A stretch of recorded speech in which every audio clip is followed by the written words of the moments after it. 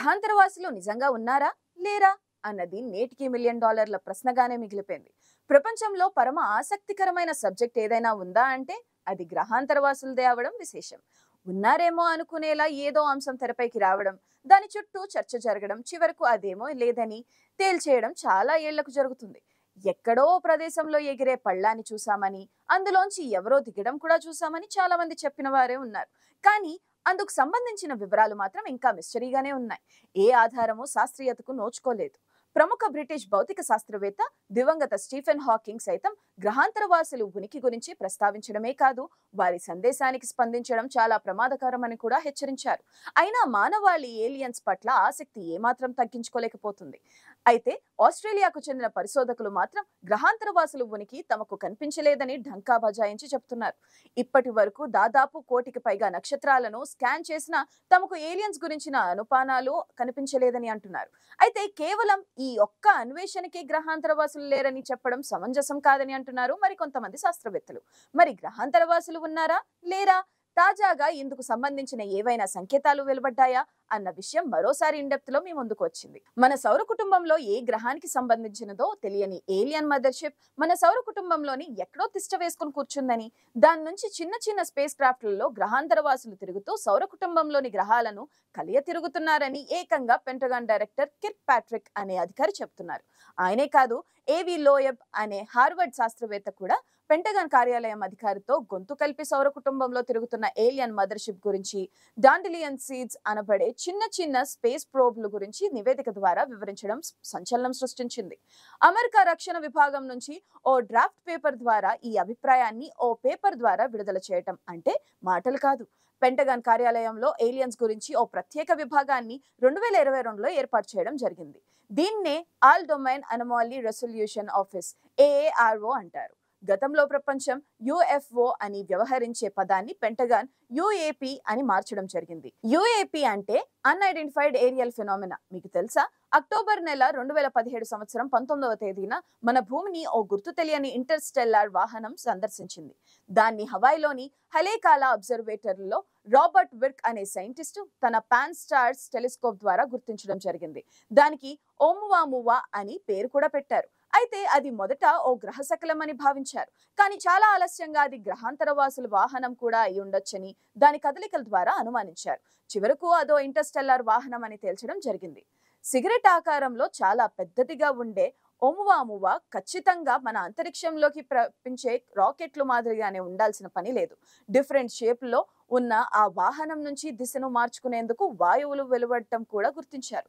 ముఖ్యంగా దాని కదలికలు అనుమానాస్పదంగా కనిపించాయి. పైగా దాని వేగం కూడా మామూలుగా లేదు.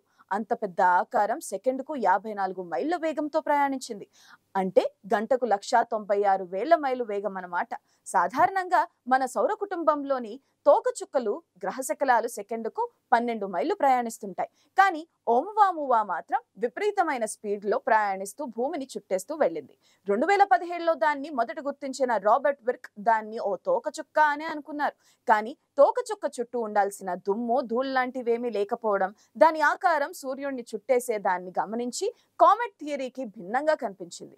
దీంతో ఓమువామువాపై అనుమానాలు గుప్పుమన్నాయి. అది ఖచ్చితంగా ఇంటర్లోపర్ లేదా ఏలియన్ స్పేస్ షిప్పేనని నమ్మడం మొదలుపెట్టారు.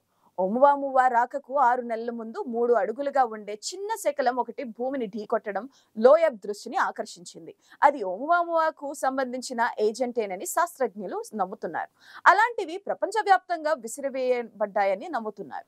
వాటి ద్వారా ఓమువామువా మదర్షిప్ భూమిని గురించి తెలుసుకుంటుందని అంతా అనుమానిస్తున్నారు.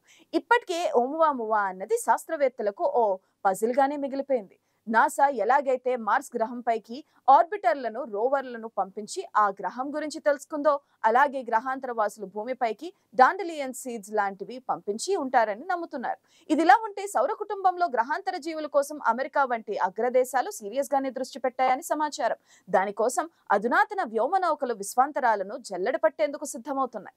భూమికి వెలుపల ఈ సువిశాల విశ్వంలో ఎక్కడైనా జీవం ఉందా అన్నది అనాదిగా మానవుడిని వేధిస్తున్న ప్రశ్న. అయితే శతాబ్దాలుగా అది అంతు చిక్కని ప్రశ్నగానే మిగిలిపోయింది. ఇప్పుడు దాని గుట్టు విప్పే దిశగా ప్రయత్నాలు ముమ్మరమవుతున్నాయి. సౌర కుటుంబంలో గ్రహాంతర జీవం మానవాళ్లు పసిగట్టేందుకు అమెరికా అంతరిక్ష సంస్థ నాసా అధునాతన వ్యోమనౌకల ప్రయోగానికి సిద్ధమవుతుంది.